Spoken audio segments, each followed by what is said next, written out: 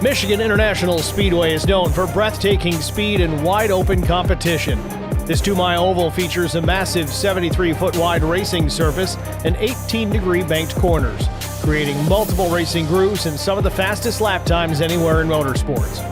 While Michigan isn't classified as a super speedway, the long straightaways and sweeping turns demand raw horsepower, precision, and bravery at both ends of the track.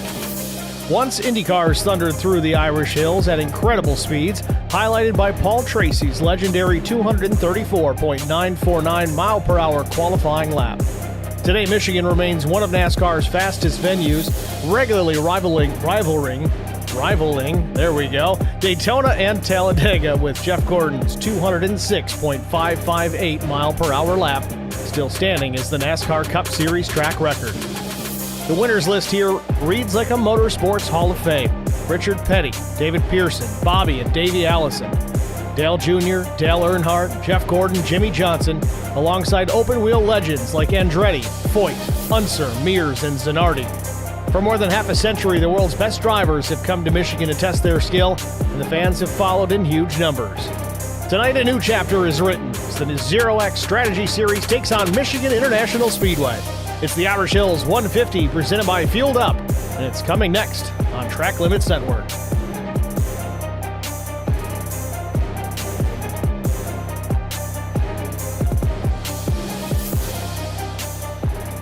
Good evening, everybody. Welcome to the virtual Michigan Speedway. I'm Steve Singer, joined in the broadcast booth by Zach Millett. How we doing, Zach? Hey, Steve. How we doing, man? We're doing good. ZeroX Strategy Series Racing, the last tape-delayed broadcast. Crossed our fingers for this season. At least that's the idea. Going live racing starting next week with the All-Star race and throughout the playoffs. But we got one more to get wrapped up here from Michigan Speedway. It is the Irish Hills 150 presented by Fueled Up. It's going to be a good one here tonight. Michigan tends to put on a pretty decent race. Let's take a look at that race detail here before we get too deep into things, as qualifying already underway. 75 laps the distance tonight. Pit road speed limit 55 miles per hour. A 65% load of fuel on board. 2 sets of tires over the wall. No fast repairs and only one attempt at a green-white checkered finish. Weather-wise, 78 degrees, 26% humidity, partly cloudy skies, little breeze at 10 mile an hour, and track temp 94 degrees Fahrenheit. We'll have to keep an eye on that. If those clouds roll in or roll out, that's going to affect that track temperature and thus the handling on these race cars.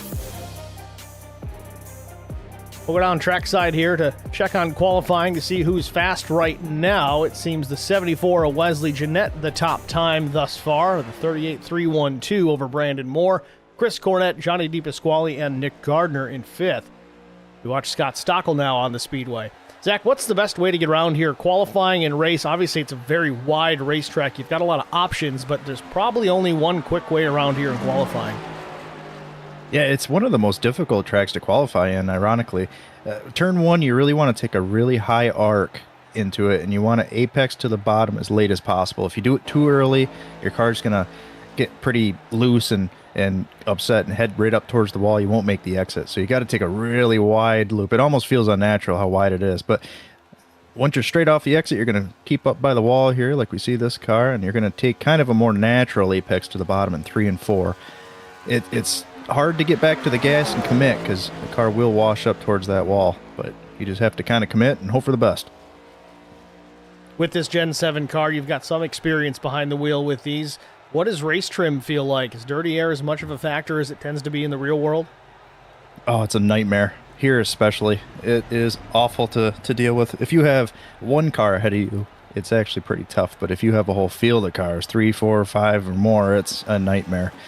It's going to be kind of a battle to guard the top lane once we get a few laps on these tires. It's going to be pretty hard to pass anybody on the bottom, so it's going to be kind of a battle up top. It'll be fun to watch. Qualifying just about wrapped up here at the Speedways. We watch Nathan Line on his lap. I don't think he's going to finish this one here, so that'll do it for qualifying. Let's take a look at the point standings coming into tonight before we get too deep into the race session. One race to go. That's tonight before we set the field for the chase. The drop races get applied, and we'll take a look at that next week, even though it'll be the All-Star race. We'll at least check up on those points. And we just had a refresh here that things got a little weird. Yeah, there's a lot of campers that just appeared. They got them in there pretty quick. Yeah, they really got in there quick. But championship-wise, ignore Austin Boyum. That's not supposed to be there. But Wesley Jeanette, 392 over Jason Blaney. Then Brandon Moore, Ray Hanneman, Austin Walton, Nick Gardner, Johnny DePasquale, Chris Cornett, Nathan Line, your top 10 in the standings. And we got all sorts of issues, things that won't go away.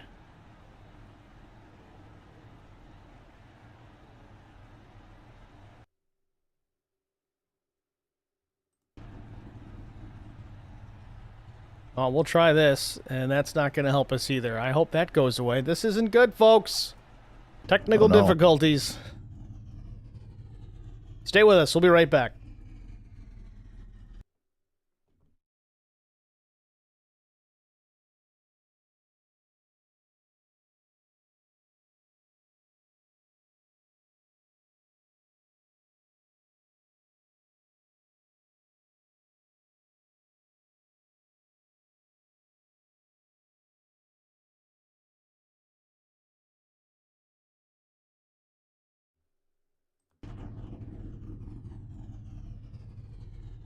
All right, we're back here at Michigan Speedway. We got that artifact to go away, so let's get to our starting grid. On the pole position with a lap time of 38.312 seconds, it's the Fueled Up Motorsports machine, the number 74 of Wesley Jeanette. To his outside, 60 thousandths shy of that mark. It's Brandon Moore. He'll start in the second spot. Row number 2 will be Chris Cornett, Johnny DePasquale. Row 3, Nick Gardner and Ray Hanneman. Row number 4, Kerwin Marshall from Trash House Racing and Ken Lowry. Row 5, Ben Smith and Matt Sisler, last year's champion. 11th starter is Jason Blaney. Briley Hassard will start in the 12th position. 13th goes to John Tiller. 14th is Clint Hayveld. 15th starter is Nathan Line. Scott Stockel will be 16th. 17th starter is Juan Linares. 18th, Austin Walton. 19th, Tommy Pulte. Jackson West, thanks for the replay. He'll start 20th. 21st will be Jason Oranchak. Brett Summers, 22nd. Michael Thorne, 23rd. ZeroX Sim Racing number 13 of Chris Pieria will be 24th. Brenton Watts, 25th. Cody Austin, 26th. David Canard, 27th. And shotgun on the field, the number 28th position in the 217 Backwoods Mafia machine. It'll be Darren Jones. That's your starting grid here from MIS. As the field already rolling down pit lane to get this thing set to go racing here in the Irish Hills.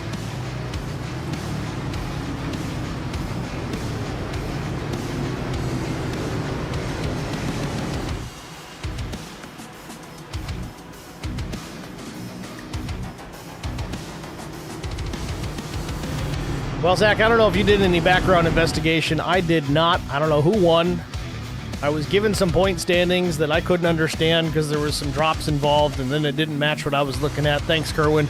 He's going to try and get that square for us next week. I didn't want to display anything I wasn't sure about, so we went with the point standings from Sim Racer Hub. But I don't know who won, and that's how we try to call these tape delays. We've tried to do that all season long. So who's your pick here, Zach?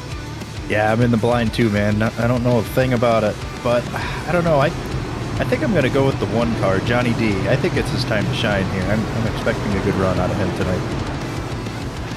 I'm going to go with the 88 of Chris Cornett just because he usually runs that Bud 8 paint scheme. I don't know if he's got it tonight. Yes, looks like he does, and he's starting there in the second row. Nice.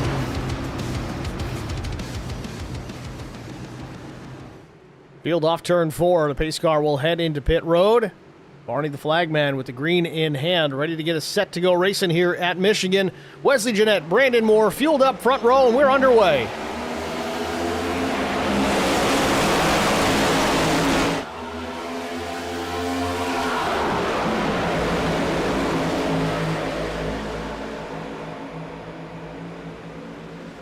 Cornett and Jeanette side by side. Cornett with a big run down turns 1 and 2. Outside lane, no, it's Jeanette. He'll carry some momentum down the back straightaway and will defend that race lead, at least for the time being. Cornett may throw it into 3. Let's see.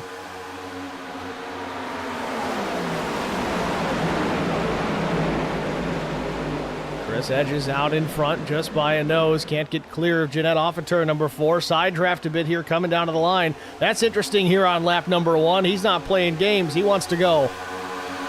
Yeah, I think he knows that bottom line is only going to prevail for maybe a lap or 2 more. Once that help comes with the 3 car and the 1 car, they're going to pretty much decide who makes those passes. We see the 74 Wesley Jeanette complete it there off 2. Ken Lowry there in the 35, another Fueled Up Motorsports machine working through. Jason Blaney, the 22, to his outside as Nick Gardner will work around. Matt Sisler running in the 8th spot, already up 2 positions.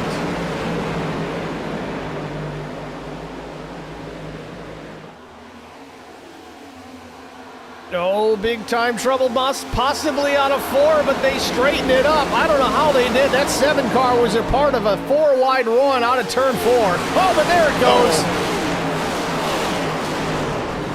Oh, you spoke right into existence there. 3 cars, maybe more. Brenton Watts certainly part of this. And again, folks, I don't have a lap count caution indicator this week, unfortunately, so I'll try to catch these the best that we can. I don't have any forewarning even in that department. So first caution of the afternoon, the 21 of Brenton Watts, and I think Darren Jones getting caught out in this too. He toes to pit lane.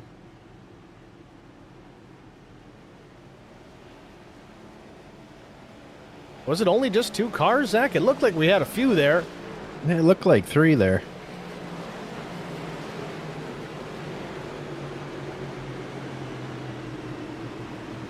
I just need to delete my replay button here before I'm dumb enough to push it.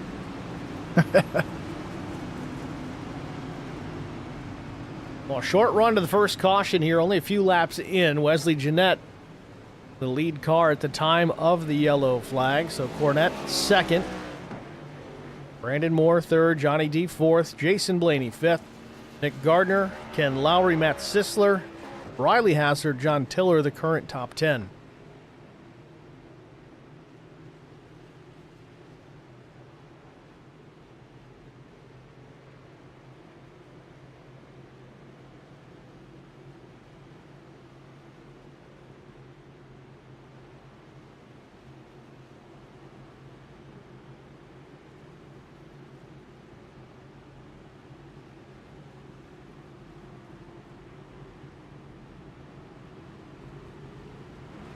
Ooh, interesting call by Chris Cornette to come down here.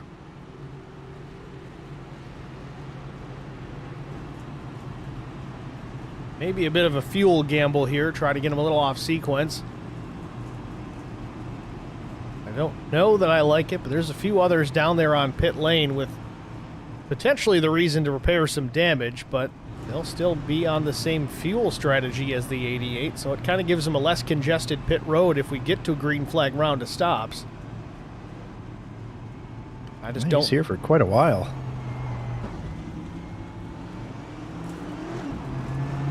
I don't think they're not an open setup series, so I don't know what he could have been changing. Maybe, I don't know, can you do steering wheel offset changes in the mid-race or no? I don't think so. He could have maybe had some right side damage we couldn't really see. It was about that time to fix damage. I don't know. Reasonably quick stop, about 15 seconds, but we never saw the car go up on the jack. Yeah, and the way this track is with the dirty air, like we mentioned before, I mean, even 4 or 5 laps, you hate to put yourself back in this traffic.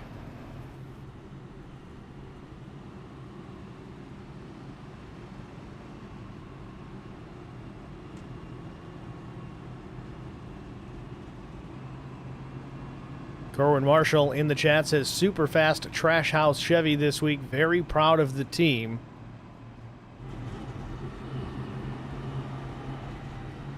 Almost had to tell Kerwin not to give me any spoilers earlier, but he did okay. Just gave us some pointers.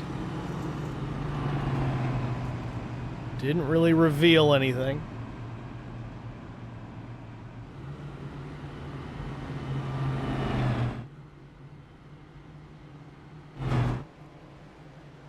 So the field will get the 1 to go here as they cross the stripe. Lap 7 will go up when we take the green flag for our first restart of the afternoon. It'll be Wesley Jeanette, Brandon Moore now in the front row. Jason Blaney, Johnny DePasquale, Ken Lowry have fueled up top 5 early here at Michigan, and that could spell trouble for everybody else. Zach, how much draft does it really come into play here? Can you line 4 or 5 guys up and really make a difference against the rest of the field that way? Yeah, definitely. It's really turned into a super speedway, kind of like you mentioned in the intro. It's pretty much a super speedway. So it's hard to complete a pass without help, and it's definitely going to be helpful if they got the whole top 5 teammates here. It'll definitely help them out.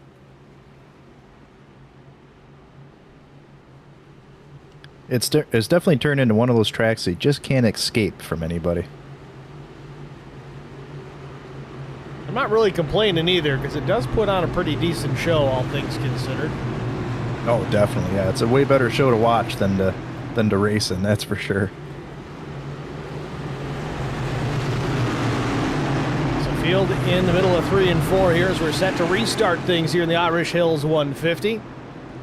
Matt Sisler in the chat. Excited as always for my team's home race. Always love coming here. If you ever spent time in the infield, that's a good time too. We won't get into that on the air.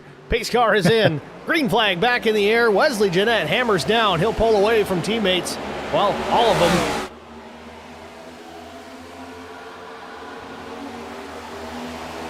Look how wide Jeanette is coming down into 1, using all the racetrack he wants because it's all there to his disposal.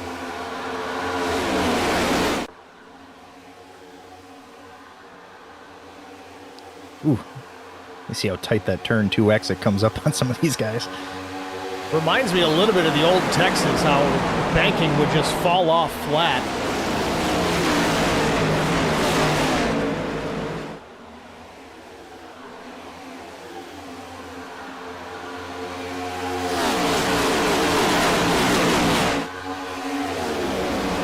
So Jeanette with a 2.5 of a second lead over teammate Jason Blaney. Brandon Moore in the 3rd position. Ken Lowry with a run there. Takes a peek to the outside off of turn number 2.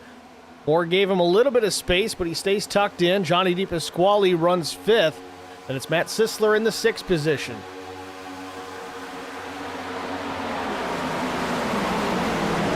Kerwin Marshall running 11th in the number 4 machine. He's down a few spots. He's lost 4 from the drop of the green flag, and a little connection issue there out of Marshall. Comes back in just in time.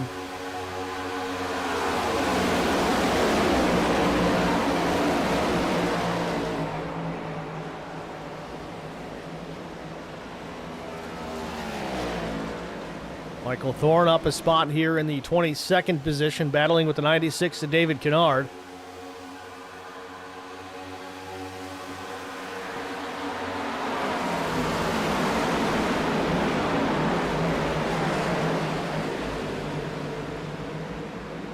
Checking on the 21 of Watts here. He was involved in our first caution. A little bit of damage to the back end of that race car, but the front looks pretty straight.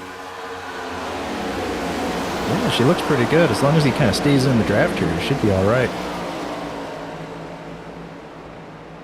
And again, I want to stress they did not have a fast repair here tonight, but that car looks really clean.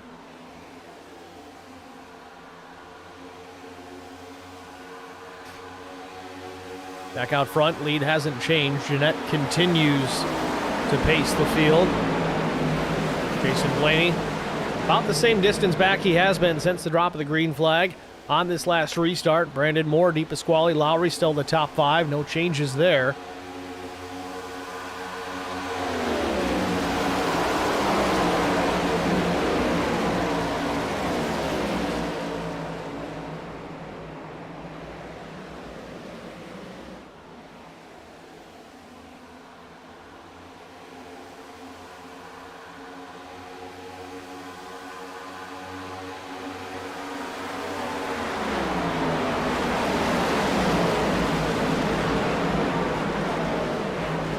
Make note here, Brenton Watts actually picking up some positions here as he takes it away from Brett Summers.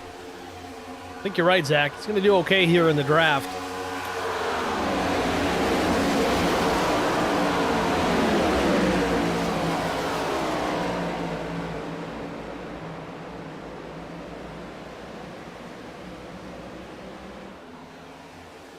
Oh, Juan Linares pancakes the wall off turn 2.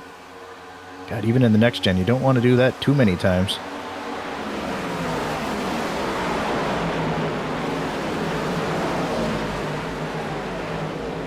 Chris Cornette, after the untimely pit stop on lap 4, running back in the 16th position there, right behind Linares.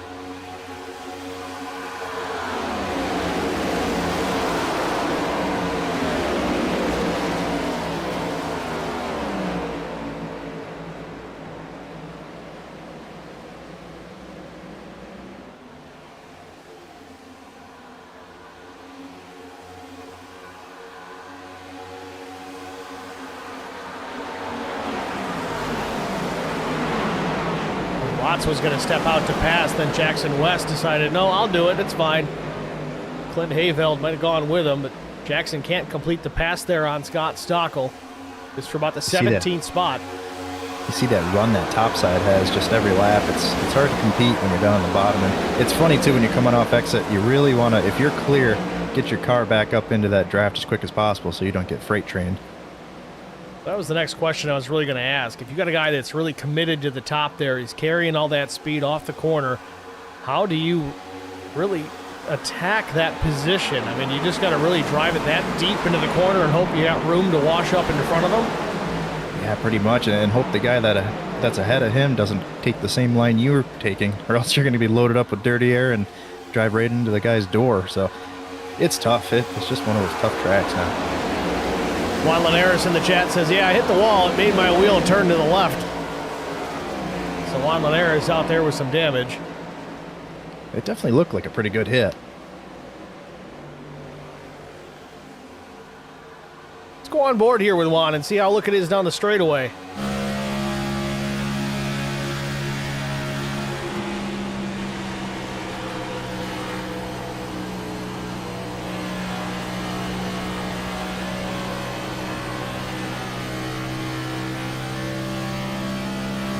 I know we're a little offset to the right on the helmet, but it looks pretty straight, Zach.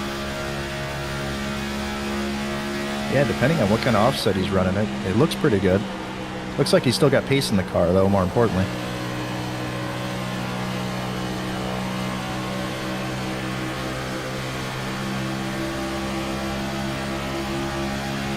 Last lap at 39.32 for Linares to the leader's 38.73.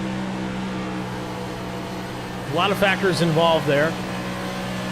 Leader obviously has that clean air, can pick any part of the racetrack he wants. Linares in some traffic, and again, might be nursing a little bit of right front damage. But in the draft, I think he's okay. He's been able to hang with Cornette.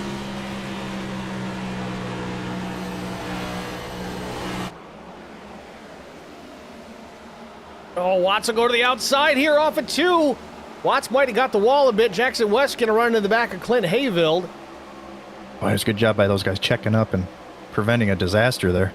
Yeah, that could have been bad. So tempting for Watts to go up the middle with all that space. Scott's going to go away here. A crossover from the 21. Looks to the inside of the 45. Jackson West is trying to figure out, where do I want to go?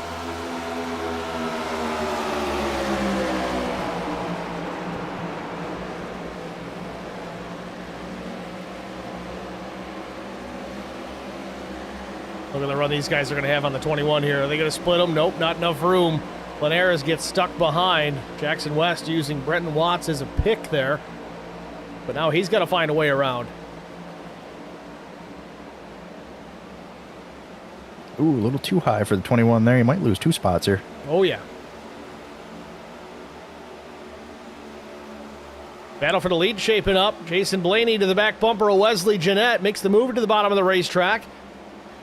It's going to be tough to do. Look at Austin Walton up 15 spots to P3. Knifing through these fueled-up motorsports, guys. Yeah, unless Blaney gets up here after the 74, that 9 car is going to follow the 74. Whoop. A little shove into 3, see that? Booped his own snoot on the back of the 74. Wesley Jeanette keeps him alongside Jason Blaney.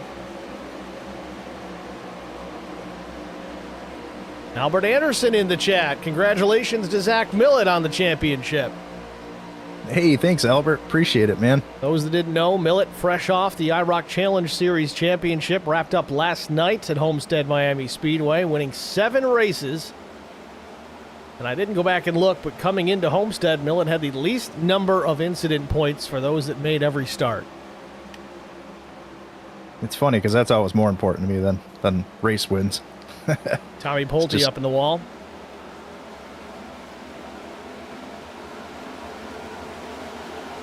I mean, he still had 80, but... Yeah, I think... How many road courses we had? Just one? That was at least probably half. Yeah, unfortunately, I missed that one.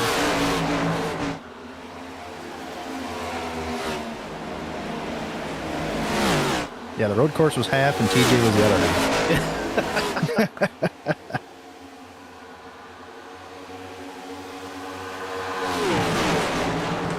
I'm sure everybody's got an opinion on your dust-ups with TJ Majors this season, but me as a broadcaster, I know you weren't pleased with my choices of words, but I thought it was damn entertaining. It made for some good TV. Yeah, looking back on it, it was good entertainment.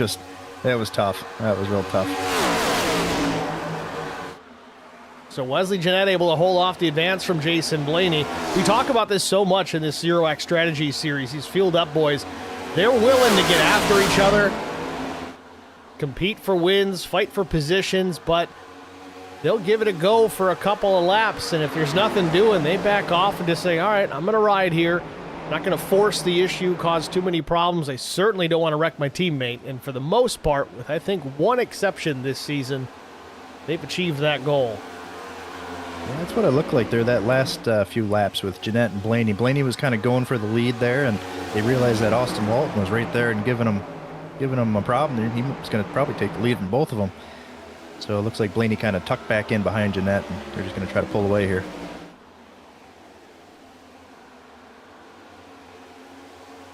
Albeit a small gap, it's the largest of the afternoon so far for Jeanette back to Blaney. It's over 3.5 tenths as they're into turns 3 and 4.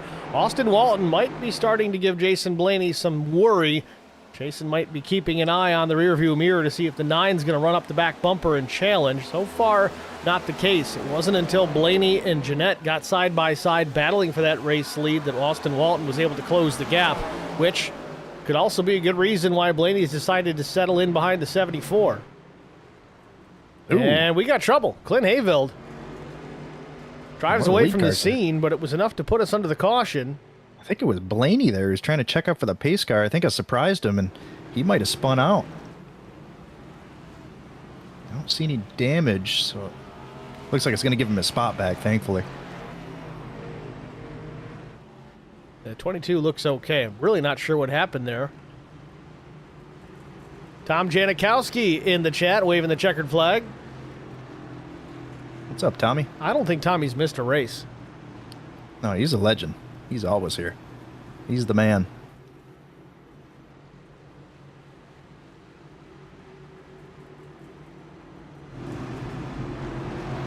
Well, I think we're probably just about time to see the first set of tires. If we have 3 total, it's about lap 25, so it's time. Looks like everybody's going to come down and pit here 1/3 distance.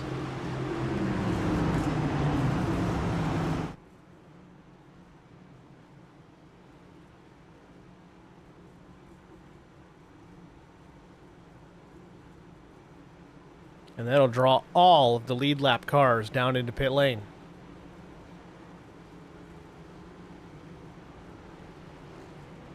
It almost looks like an IROC series with all the fueled up hoods coming in. That's a good point.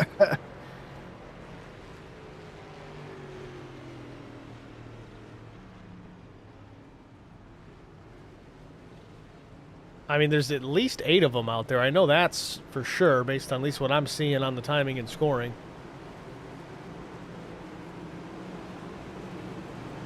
Interestingly, though, Ben Smith, Chris Cornett, fuel only for the top 2 that will rejoin the racetrack. Ben Smith will come out P1. This will be interesting with that, just to see what kind of difference in pace we'll have from kind of the 25 lap older tires. Didn't even think to look at what the fall off was prior to that caution coming out. Just didn't expect it that soon, but it happened nonetheless. Fastest lap of the race for Ben Smith was a 38.52. Cornetta 38.65. Conversely, the fastest lap overall was a 38.198 out of Jason Blaney.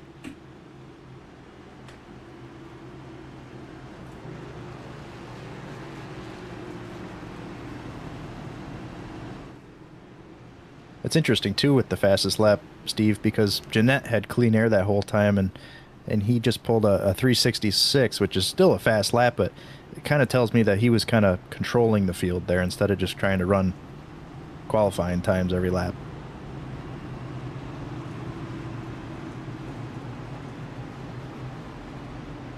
I mean, 150 miles the distance, it's enough, but it is generally a sprint race if you really want to look at it from that category. He used to run 500 miles here. Now we run 400 miles here. Now 150 here tonight, less than half a cup race. It's pretty much time to go right out of the gate. Yeah, and honestly, most of the A car and the B car races nowadays, it really is a sprint for the first however many laps to get to the front, to get to that clean air. Because if you don't get there, you're just going to be battling it and basically burning your stuff up just trying to keep pace.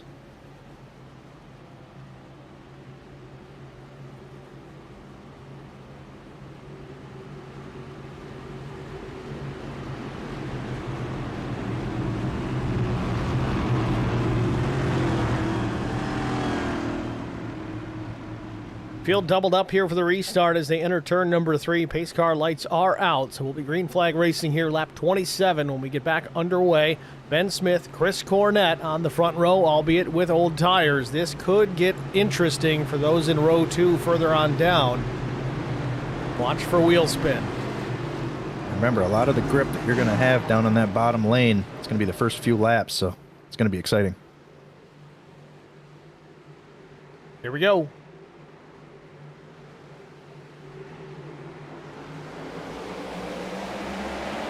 Good launch. Good launch for the top 3. Cornett even timed it well there as they get away.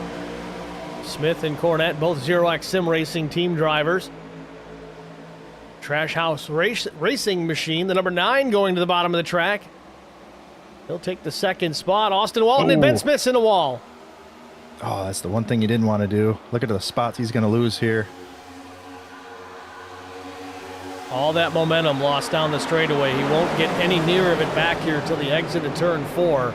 It's Austin Walton now the new leader. Out of turn 4, Chris Cornett going to try and hold off Blaney. Little bit of contact between the 22 and the 88. Banging doors at the finish line. Calm it down, guys. We got a lot of racing to go. You're going to see Blaney dive it in here and take that spot.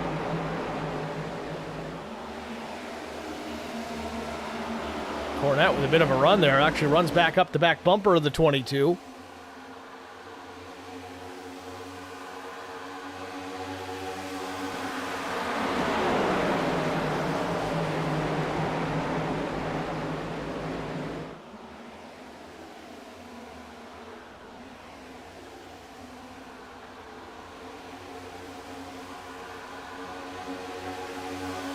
Wesley Jeanette now running the fastest lap of the race in the 4th position. 38.163 out of the 74.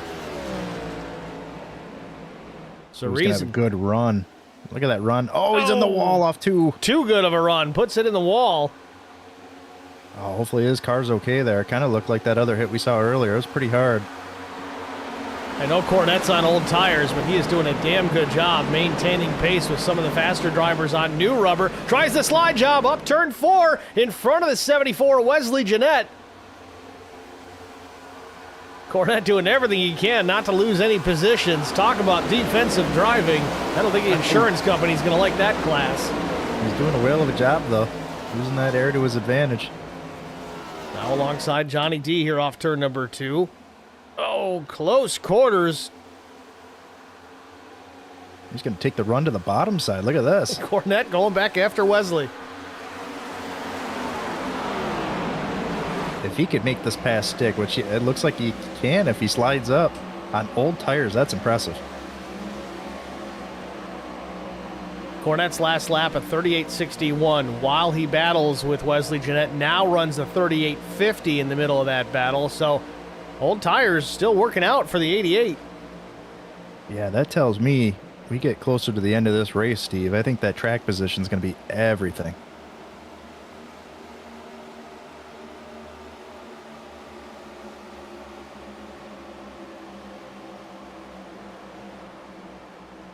Matt Sisler in the chat. Oh, wait, Tommy Pulte's in trouble. Let's see what happened here to Tommy. Uh-oh.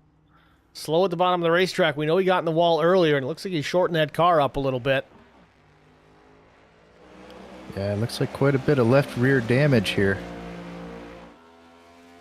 Maybe a little right front too, Steve. We do stay green, though, as Austin Walton continues to lead. I'll go back here to the chat. Matt Sisler says, yeah, so I lost a lot of spots because I had thought about pitting on that first yellow and didn't recheck my tires. Didn't want to just leave on old tires, so I got the Ryan Blaney experience on pit road. Another battle for the lead here. Blaney up the racetrack side by side with Austin Walton coming back down to the line. No tire advantage for either driver here. This is all about talent right now.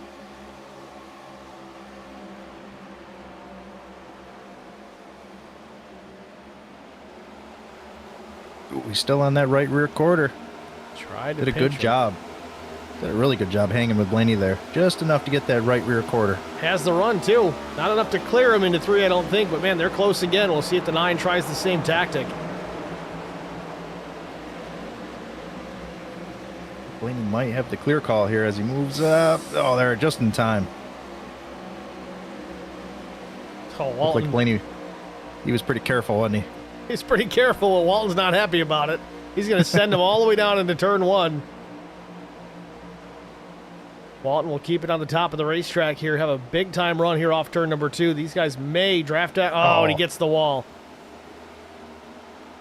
That tells you, I mean, look at the run he still has with getting into the wall, though. Right. It tells you how fast he was going to be. He was going to fly by. Blaney moves up a lane there and kind of takes the air off the 9 car's nose.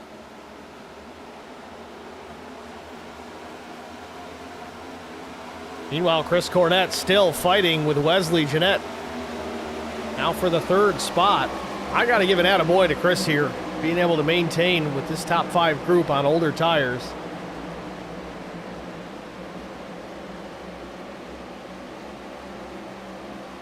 You can see that car starting to dance around a little bit on him, though. It's starting to act a little upset. Certainly has his hands full, as now Johnny DePasquale creeping up to the back bumper. Let's go on board here with Chris Cornett.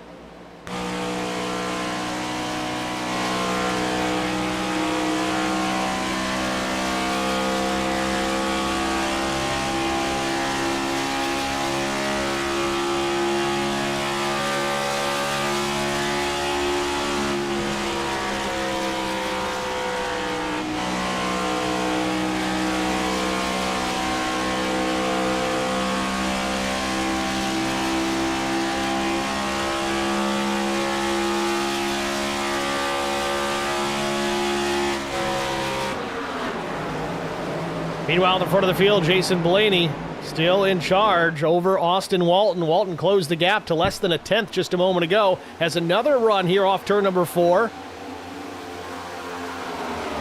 Blaney guarding the top.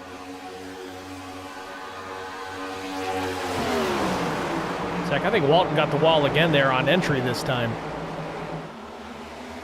Yeah, it's easy to do. You're trying to get a nice high arc into one. I do it myself all the time. I hit the wall on entry more than exit. I find myself doing all the time.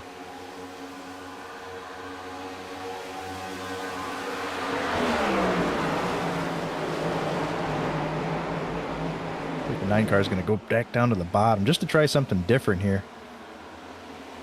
Gets him Get to that quarter alongside. panel. Yeah, if he could get up there, move up a little, pull him back a little bit.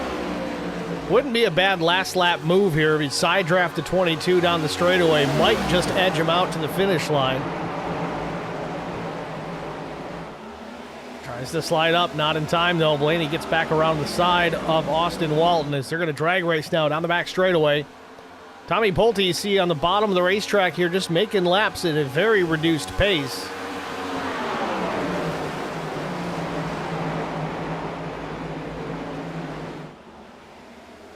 I think Austin Walton's looking in the mirror and seeing that 74 car get bigger and bigger, and he wants to make this pass quick as possible.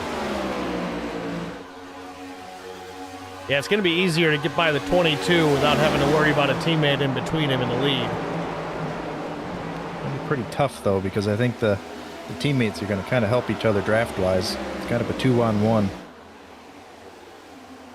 Now, Blaney's going to be able to aero block here and open the door for Wesley Jeanette.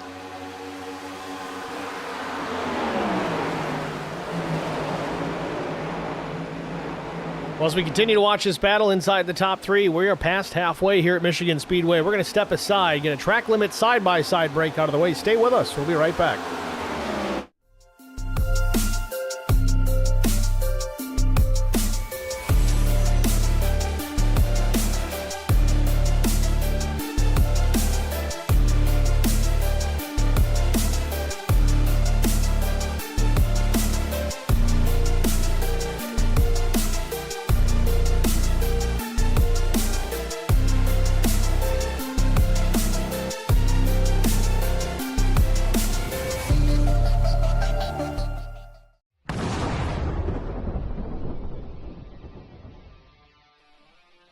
Spartan Transportation and Spartan Logistic Management is your one source for all your shipping needs.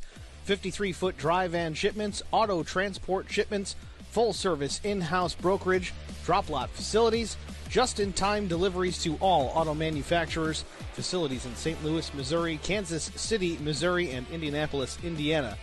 Spartan Logistics LLC, proud sponsor of the IROC Series, Kyle Steffens UMP Modified and Silver Crown Driver, and Gordy Gundaker, World of Outlaws Late Model. Visit us at spartan-logistics.net or find us on Facebook.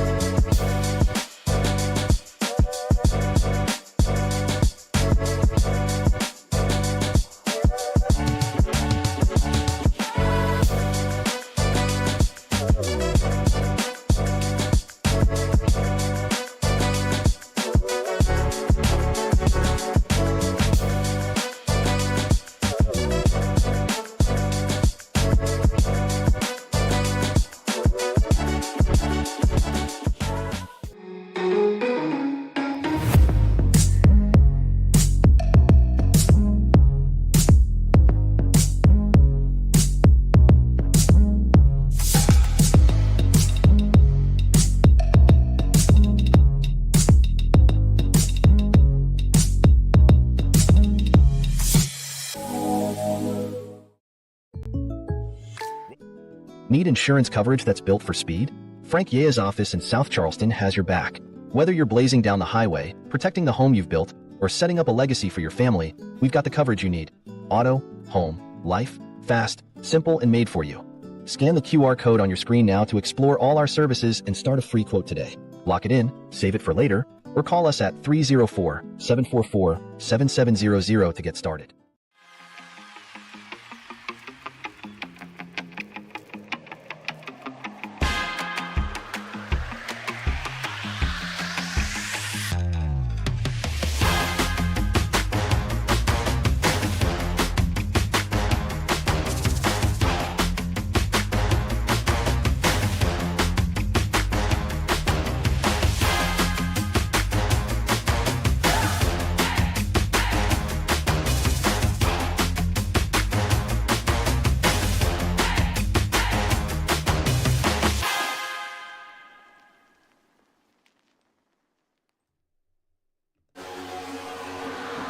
Back at Michigan Speedway, Jason Blaney continues to lead over teammate Wesley Jeanette. Austin Walton hanging on to the third position. And look who's creeped up to the fourth position, the 12 of Ray Hanneman. Haven't really even spoken about him here tonight, but started in P6, quietly working his way up this timing and scoring, running in the top 5. Further down the line, Matt Sisler also creeping his way to the top 5. He's 31 now in 5th. John Tiller, Johnny DePasquale, Brandon Moore, Kerwin Marshall, Chris Cornett falling back now to the 10th position on those older tires. Finally starting to rear their ugly head. 30 laps to go here. Zach, I don't know if you know, but with a 65% load of fuel on board, how many laps do you think these guys are getting? Man, I don't know. That's tough to say. I wonder if it's around like 30, 35. 22 laps in here, so we probably have at least one more stop if this runs green to the end. That could be one of our side bets from now on, Steve, trying to guess the amount of laps per percentage. Well, usually Dustin will tell me. I probably shouldn't have told you that, because then I could have just used that against you. But Austin Walton in the chat says, we are live from the track with breaking news.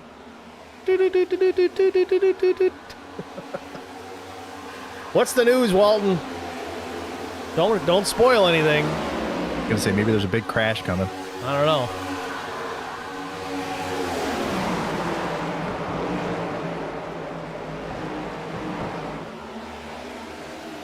Find myself staring at the ticker, waiting for the red highlight. I know, right? Kerwin Marshall in the 8th position, down 1 from where he started, running it behind John Tiller.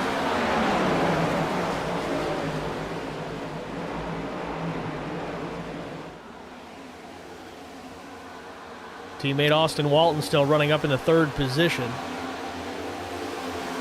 Juan Linares in 16th.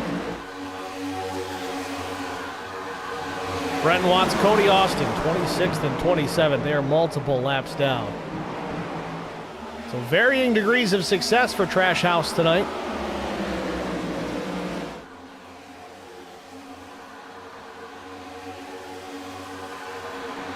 Walton says, fueled up, confirmed to have horsepower advantage.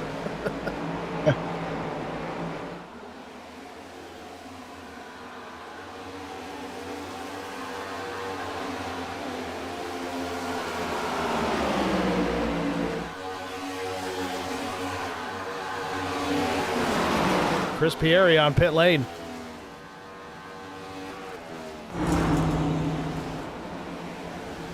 Clint Hayveld coming down too, so green flag stops. Underway here at Michigan. It must be just inside that final window, Steve. Maybe it's like 31, 32 laps tops, but we'll see. Ray Hanneman reminding us that he had a wind penalty from last week, so even though he qualified 6th, he had to start from the rear. Oh, I know that pain. Sisler and Moore on pit lane now.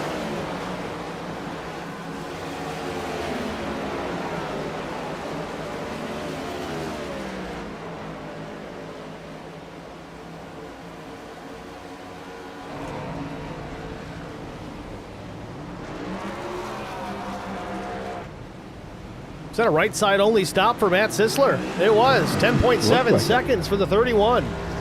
Like it. I mean, we've seen I think it was Chris Cornett's car that didn't have any tires on it, and he was pretty competitive there for a while, so I'm curious to see what right sides will do. I mean, he maintained his spot within the top 10 and battled up in the top 5 for the majority of that second run, so I think a right side change might not be a terrible call here for Matt Sisler. And this is perfect, too. He's cycling right behind the leader, so we're going to see the pace difference right here. Probably a lap or two to let those tires get up to temp. I was just going to say, get them warm. Yep. Especially that right rear. When that baby's soft, you better hang on. Blaney throwing the block here on Sisler. Didn't get there in time. Jeanette tried to do the same, but he's got to open up the corner entry here. And Sisler wants to get ahead of these guys as quick as possible. Not have to worry about the lucky dog. Just do it the hard way here, just in case that caution comes out. But it gives them some opportunity, too. If you're on the lead lap, even if you're just a couple car lengths ahead of the leader, you don't have to worry about pitting a different lap than the leaders, starting at the back. Your options get much more open in that circumstance. So there's definitely incentive to do what he just did. Didn't take a whole lot with those fresh tires. Ran a 40.03. No, he ran a 38.48. 47. 48. There we go. Only 1/100th of a second slower than his fastest lap of the day on the right side only stop. So short run pace, it's going to be about equal then, obviously, but I wonder if we get 10, 15 laps in if it's going to hold pace as well.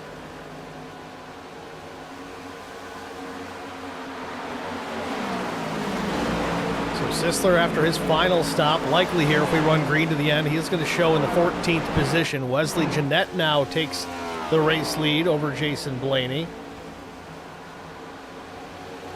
I think that happened during the pit cycle itself, because I think Sisler got caught in behind the 74 next to Blaney, so he missed that pass for the lead. So Nick Gardner will now pull off. You see Johnny D making the pass here. He just confirmed in the chat here that he also took 2 tires. With the fire emoji, so I'm wondering if it helped loosen the car up a bit. It certainly looked good. I think that was Blaney that got the wall there off too. Jeanette slows here out of turn 4. He'll come to pit lane for his final stop of the night. Blaney, Walton going to come down in tow as well. Hanneman will take over the race lead. Then Kerwin Marshall second. Cornett cycles up to third. Now, Zach, does Wonderful, Cornette dare take right sides when he comes in? I was just thinking that. I don't know. I mean, his left side's got to be screaming by now. If you remember a few seasons ago, though, Steve, you could take 2 tires the entire race. I mean, 2-3 stops. You just keep taking rights, and it never got any worse. Yeah, those tires back in the early days of the Gen 7 car, they wore like iron. But a 4-tire stop here for Wesley Jeanette, he's not going to chance it. He's had a fast race car all night anyway, so you might as well stick with what got you there. Hanneman will come to pit lane now. Kerwin Marshall will take the race lead.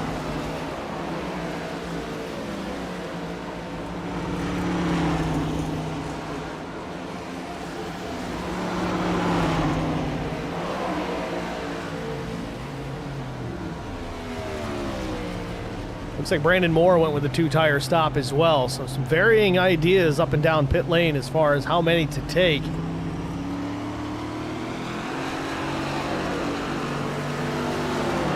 Four tires for Hanneman. 4 for Nathan Line.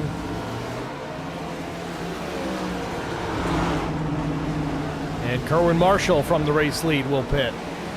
Chris Cornette follows him. So this is the stop that I'm going to want to see here. I want to find out here what Cornette's going to do. He's been out there a long time on this set of tires. Did a good job with it. Was able to pit from the second spot. Obviously some other drivers came down prior to him, but he's in the box. Let's see what he goes with.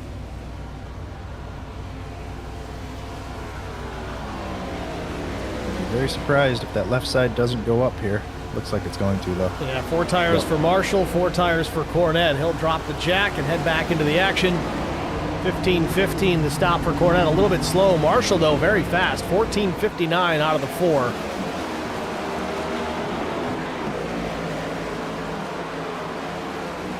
Zach, Wesley Jeanette, he did it again. Fastest lap of the race, 38.143, a couple hundredths quicker than the last time.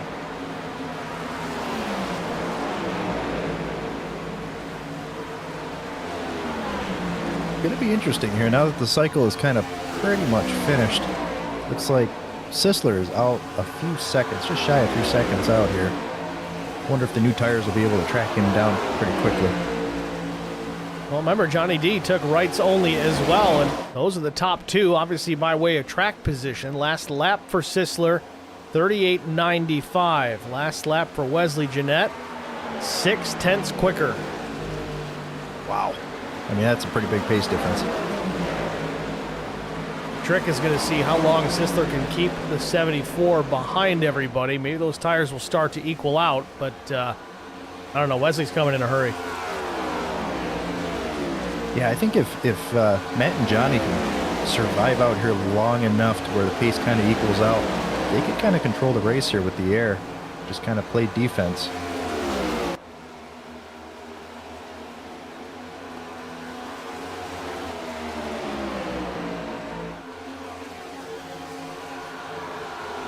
Something amiss with Wesley Jeanette. He's fallen back a considerable amount. He was only 0.6 back, and now he runs 3 seconds in the rears.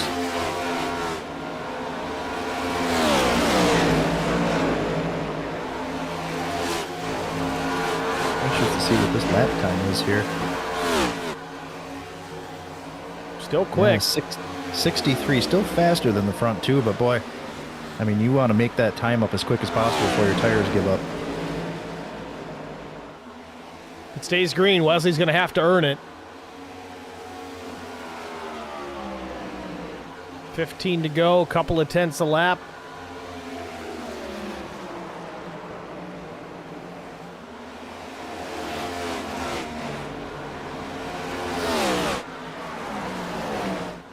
Yeah, and honestly, these 3 cars all being teammates, I'm surprised we don't see him kind of, nose to tail pushing.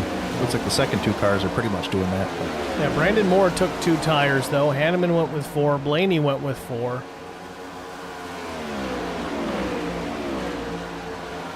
Ken Lowry had a long 2-tire stop at 12:24. Yeah, it looks like that's what these guys are doing. It looks like Hanneman's running kind of a high line to get the run off the exit, while the 3-car, Brandon Moore, runs the low line. We'll see Hanneman come off the exit and kind of push the 3-car here right there. Got to get square. It's hard to time with that dirty air off exit. It is a pain. Slow car of Tommy Pulte. Throws a wrench in it. Yep. They ran down Wesley Jeanette, though, doing just that, Zach. That strategy seems to be working for the 3 and the 12. And Sisler's putting distance now on Johnny D. It's now 8/10. Sisler a 10th.5 quicker in the last lap than Johnny D. Pasquale.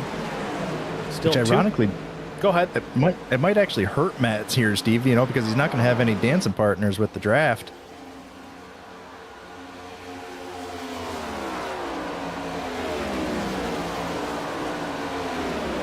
Still has Briley Hassard in tow, but that's not a position on the racetrack.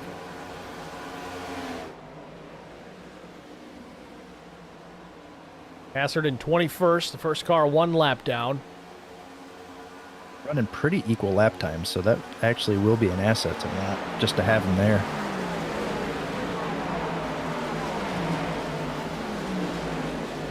I don't know, Zach. Those lap times from Sisler to Jeanette starting to equalize here. They're less than 1/10 of a second apart. Wesley's still quicker, but again, we're running out of time here. He's got to be faster than that. Yeah, you're right. I mean, keep looking up at the tower here and seeing the laps to go. I mean, we're running out of time quick here.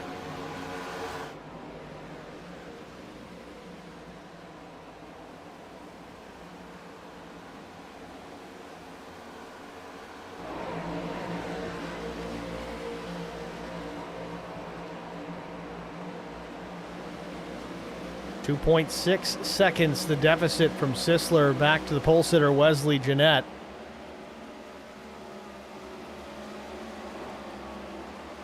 Matt Sisler does tend to run pretty well here at Michigan. We talked about it earlier on in the race, how this is a home race for his team.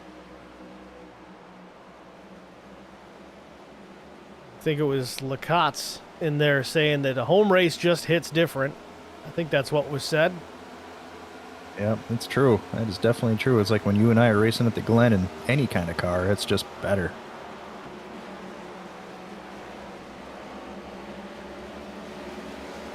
I feel like Matt's up here driving with one hand, Steve, typing with the other hand to Hazard, be like, hey, give me some help, bud. Yeah, come up here, give me a push. Give me a little boost. He's got a run here down the front stretch, closes up. I think he's just kind of playing with that draft, and he's in a good spot right here if he's just riding behind the leaders, getting a good run down the straightaways and not making any sudden moves, which I'm sure Matt appreciates.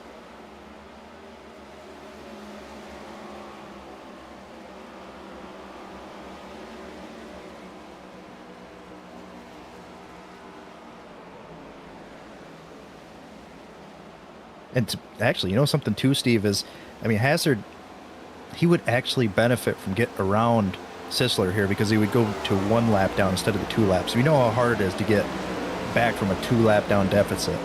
If he could get to 1 lap down, the caution comes out, then Michael Thorne would get the lucky dog currently, and he would be next in line. So, kind of a class act here by Hazard, just to kind of ride behind Matt here and not give him any trouble with just under 10 laps to go.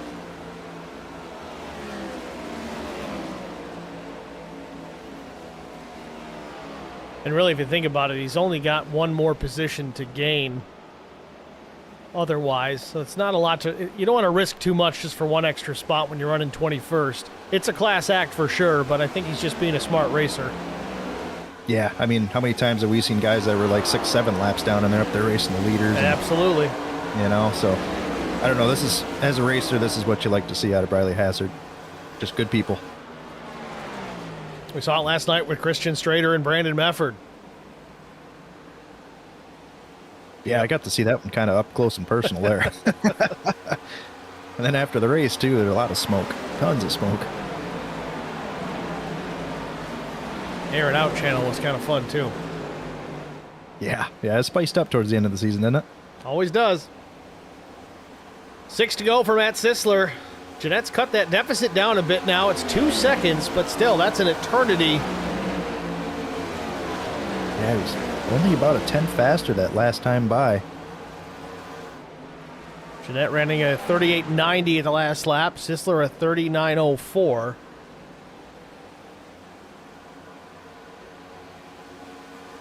I mean, Jeanette's still got a full second just to catch second place right now. So and he's his teammate, too. So you know they're going to kind of pass each other with kit gloves.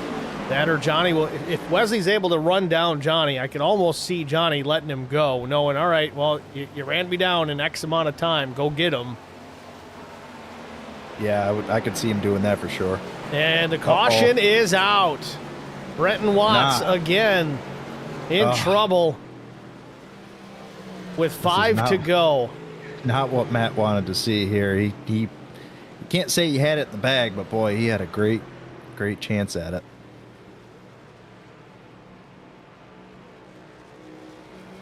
These are the kind of wrecks you hate to see too, Steve. You know, everybody's cycle is complete and the strategy's starting to work out, and then boom. Now the question is, who's got tires? Well, and is there any benefit to lefts? I don't think so. I don't think so at all. I mean, we've seen the old tires kind of stay alive for, you know, handful of laps. I mean, we're only going to have just about that. So Cornette's made 3 stops, but he might still have a set of tires because he did run long on that original one.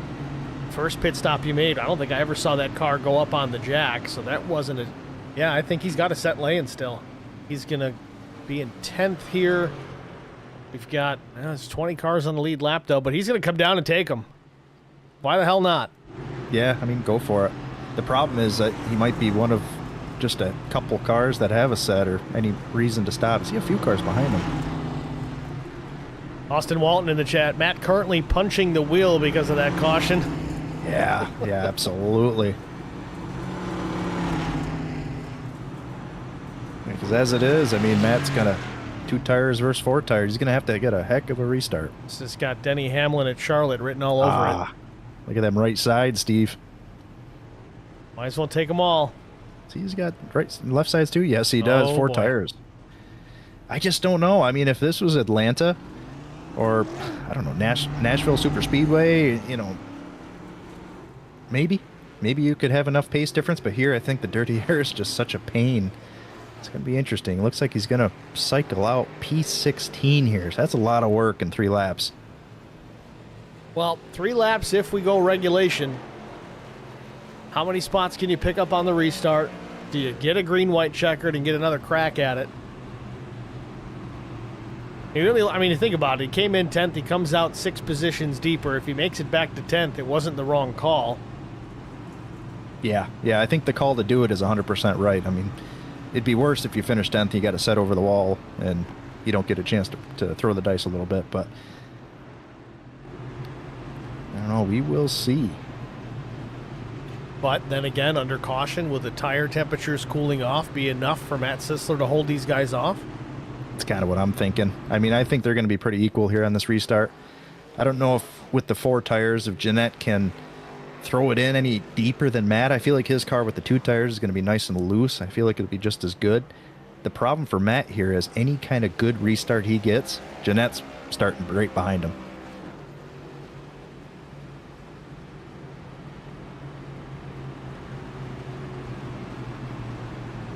That puts the disadvantage at Johnny D here, but at the same time, look at all those fueled-up motorsports cars in the top 6. 5 of the top 6. Matt Sisler with the lead, the only one not affiliated.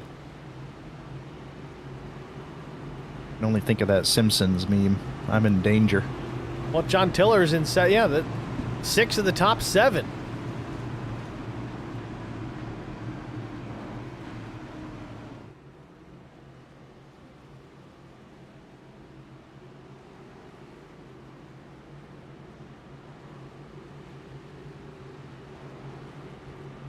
Seven of the top 10. It's an armada. If Sisler pulls this off, I'm going to mail him a case of beer. Yeah.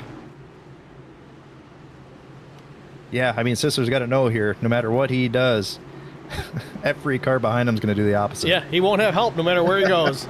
That'd be awful. Unless it's in the wall, they'll help him get out of the grass. Right. Well, here we go. Maybe the final restart of the afternoon. Matt Sisler, Johnny D. Pasquale for one more try. Into the restart zone. Barney with the green in hand. Here we go. Sisler had a good start there. Didn't let Jeanette roll him too hard there, so this will be good. Look at that top lane, all three of them pushing each other into turn number 1. Johnny D thought about going to the bottom of the racetrack. Little indecisive, gets into Ray Hanneman up the racetrack. Hanneman hangs on to it. Here comes Ken Lowry. Hanneman in the fence on a turn number 2, but we stay green. Oh, you hate to see that for Hanneman. He had it saved there, and just traffic got him there and put him in the wall. Sisler with the lead at a healthy margin, back to second and third through turns 3 and 4. He'll be looking for the white flag here on a turn number 4. Can he pull this off? Already waited a long time there. Didn't even want to give it to Matt. He's putting out his cigarette. It's a game of dirty air now. I mean, he's got to go mirror drive and go wherever the line is that P2 car. I think he's got enough room here, Steve. I think he's looking pretty good. Might have it in hand as the Fueled Up Motorsports guys are 3 wide for 3, 4, and 5. Johnny D, no help there as Blaney was caught in that as well. Into turns 3 and 4 for the final time. Matt Sisler punched the steering wheel, bent the thing to all hell, but he's going to take it to victory lane here at Michigan Speedway.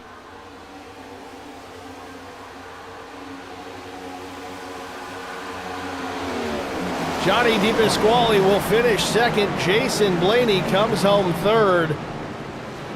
David beats Goliath here in the Irish Hills.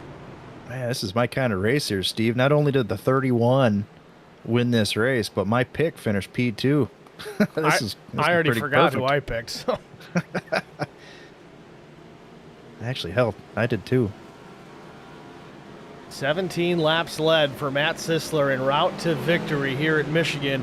And I believe we do have Matt Sisler available. He's over in the ZeroX Strategy Series server, so we will jump over there during our break, and we'll actually get a word here with our winner, 31 of Matt Sisler.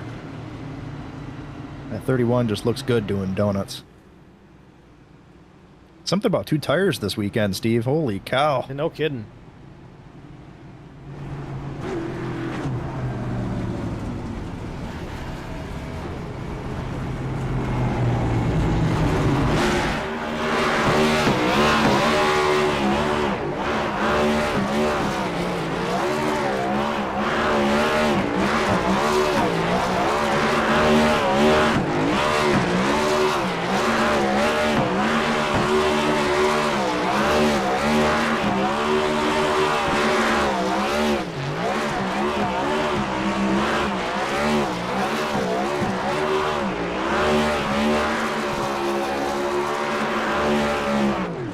Matt Sisler been waiting all season to do those donuts here at Michigan Speedway.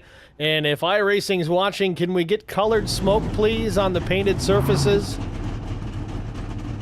Imagine the pink smoke with the pink accents on that car. That'd be perfect. Oh, he's not done.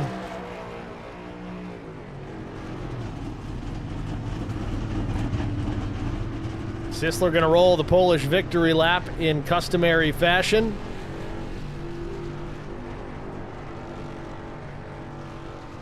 Took him all season, with the final race of the regular season, Matt Sisler will park it in victory lane.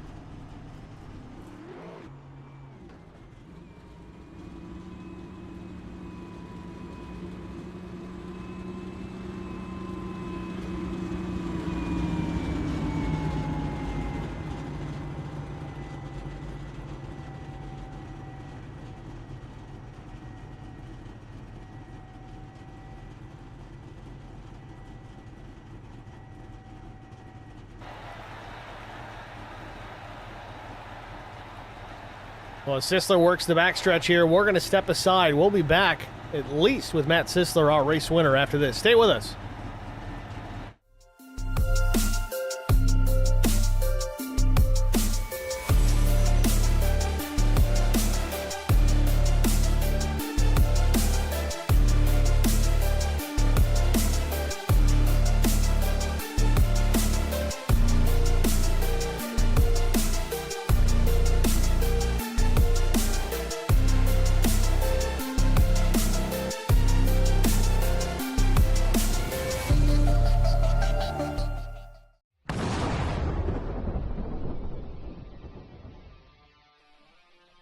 Spartan Transportation and Spartan Logistic Management is your one source for all your shipping needs. 53-foot dry van shipments, auto transport shipments, full-service in-house brokerage, drop lot facilities, just-in-time deliveries to all auto manufacturers, facilities in St. Louis, Missouri, Kansas City, Missouri, and Indianapolis, Indiana. Spartan Logistics LLC, proud sponsor of the IROC Series, Kyle Steffens UMP Modified and Silver Crown Driver, and Gordy Gundaker, World of Outlaws Late Model. Visit us at spartan-logistics.net or find us on Facebook.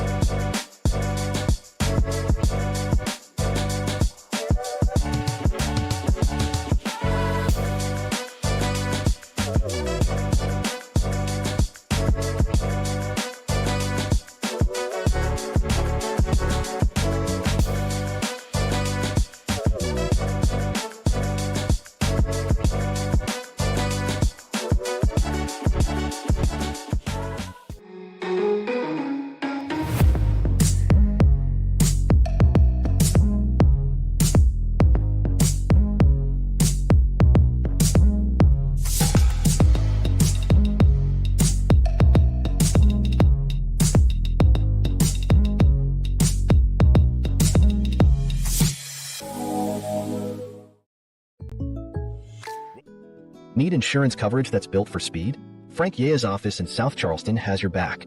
Whether you're blazing down the highway, protecting the home you've built, or setting up a legacy for your family, we've got the coverage you need. Auto, home, life, fast, simple, and made for you. Scan the QR code on your screen now to explore all our services and start a free quote today. Lock it in, save it for later, or call us at 304-744-7700 to get started.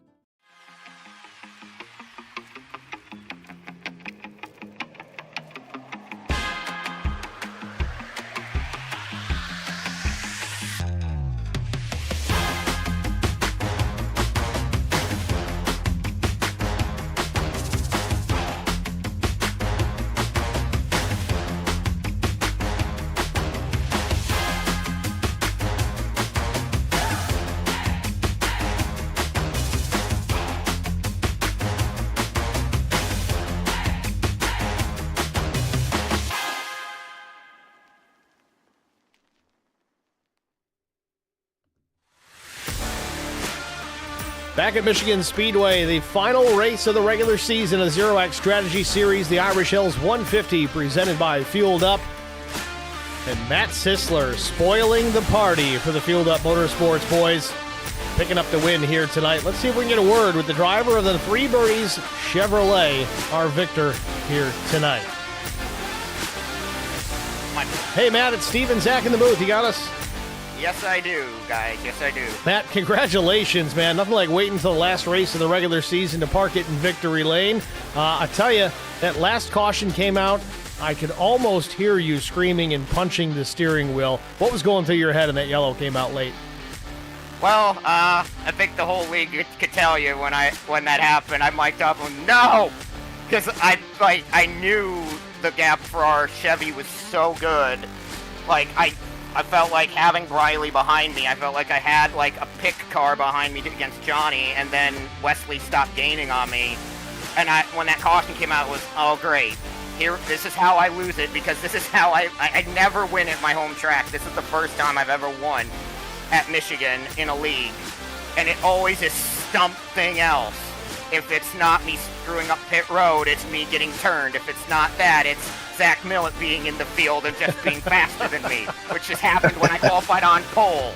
And there's just so many ways to lose it. I'm like, oh, this is how it goes, isn't it? So I had to hit that restart perfectly, and then that chaos with the fueled up cars got me out far enough where I think they checked up just enough where I was able to get to like 6 car lengths, and then just played full defense because I knew that Johnny was gonna, I knew that Johnny was gonna like not get back to me with the dirty air. So we just had the speed in our Chevy to come home out front there at the end, which for a little bit wasn't sure we were going to be able to do that, but incredibly happy we're able to finally park it in victory lane and home.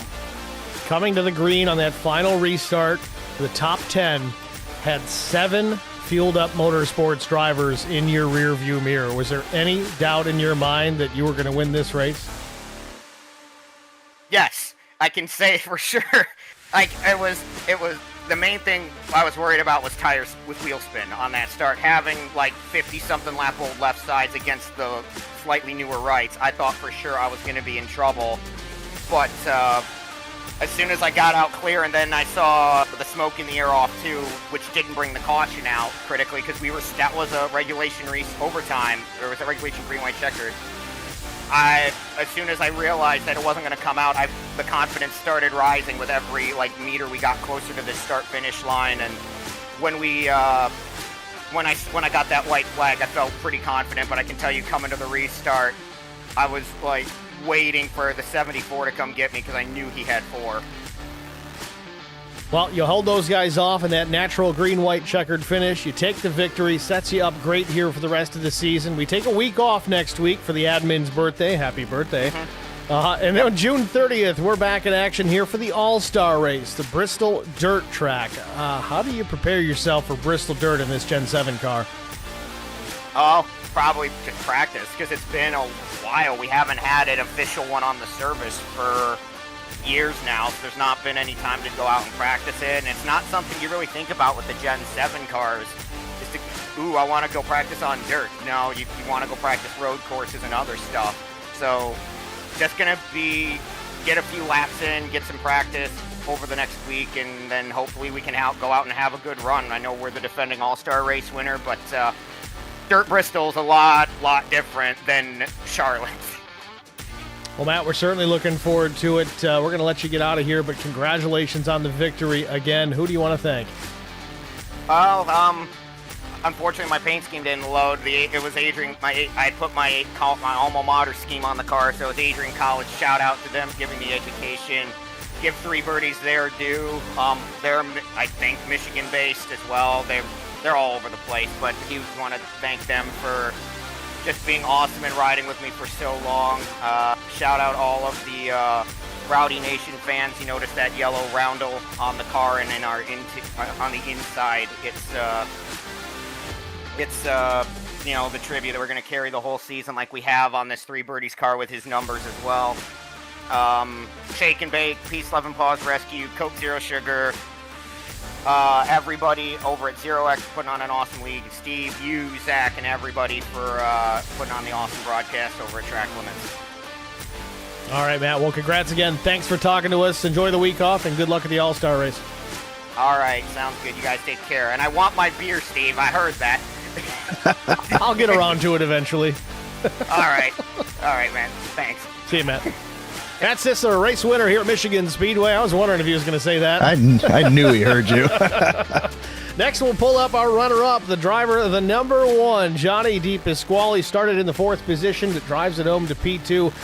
Let's see what he has to say about the finish in this one. Certainly a thrilling one. Johnny, it's Steve and Zach in the booth. You got us? Yes, sir, Steve. I got you. Johnny, congratulations, man. 2nd place finish here at Michigan Speedway. Caution comes out late. Just about everybody stays out. I think Chris Cornett opted for a set of tires.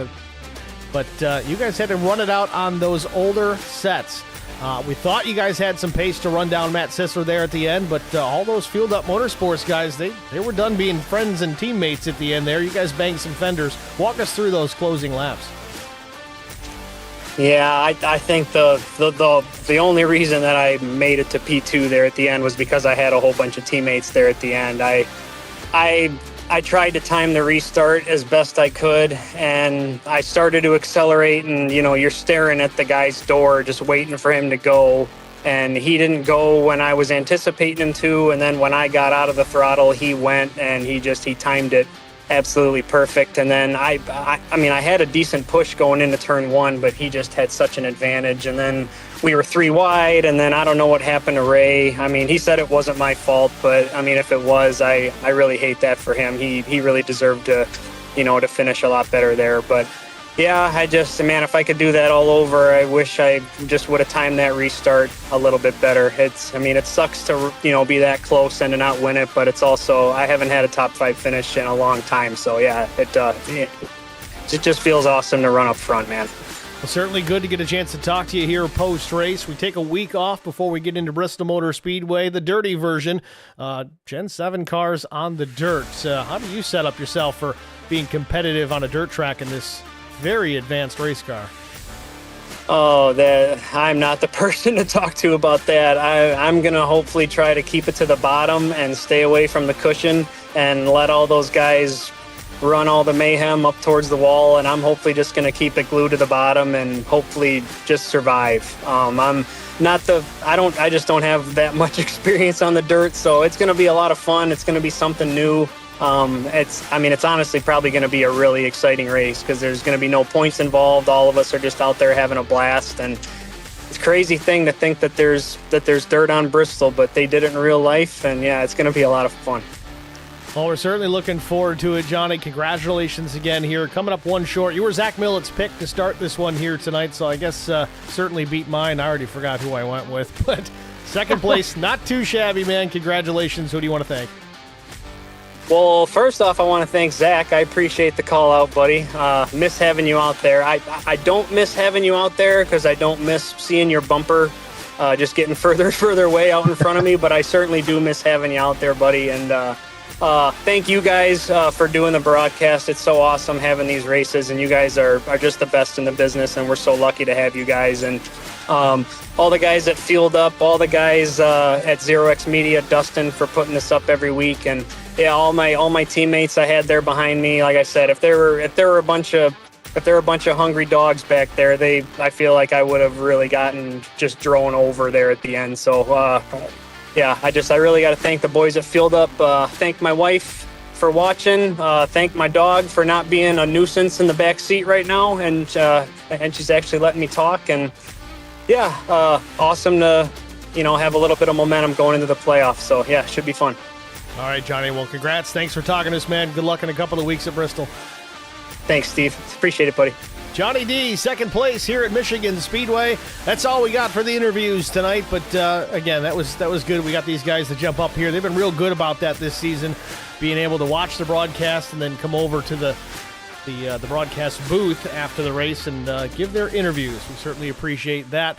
With that, let's get into our race results. Of course, we already talked to our top 2 finishers, Matt Sisler and Johnny DePasquale.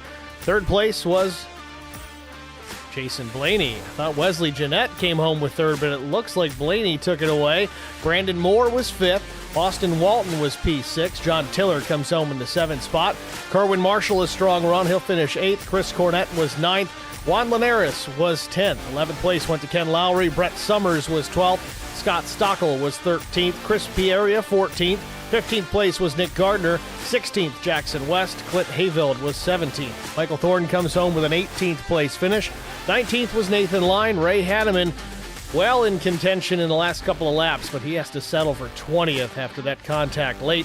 Riley Hassard was 21st. 22nd, Ben Smith. 23rd, Jason Aranchak. 24th, David Kennard. Tommy Pulte. A tough night for Tommy, but he kept turning laps out there. Only lost 6 over the course of the evening, and it was a struggle. But 25th place for Tommy. Brenton Watts was 26th. Cody Austin, 27th, and Darren Jones out of this one from the get-go. He'll finish in the 28th and final position. I want to apologize to Kerwin Marshall. He even warned me, hey, watch us around lap 60, 61. There's one hell of a battle. I've been watching it all night, and I never went to it. So that's on me, Kerwin. We'll try to get it on the next one. But overall, a decent race here, Zach, with a little strategy involved and some excitement there at the end. Yeah, a little bonus restart at the end. We were pretty nervous about that one. So, yeah, it was a pretty great race, honestly. I like seeing the strategy play out, and yeah, I think, like you said too, it's really cool to have the drivers in the chat as we broadcast it, and then have them jump in after. I mean, that's pretty sweet. So, looking forward to having this go live next Tuesday, since the Tuesdays are actually 2 Tuesdays. So since Tuesdays are open again, and yeah, it's been a heck of a season. The only thing I'm not looking forward to is the drop-off in viewership when all these guys are actually in the race while we're broadcasting. Yeah, right. We gotta have some sort of mandatory screen open on the right window or something. There you Just go. even small. Well, that's going to do it for us here. Zach, thanks for jumping up in the booth here tonight. Really appreciate you helping us out. Yourself, Chris Goins, Cole Ansley, all those guys that jump up here in this broadcast booth, even Brian Rose on occasion. But we've got a good depth chart here at Track Limits Network, and it's really coming together. So thank you again for your help here this evening. Hell yeah, man, anytime. Thanks for watching, everybody. Thanks for the stream chat. Hit the like, hit the follow, hit the subscribe, and we'll see you next week. Have a good night, everybody.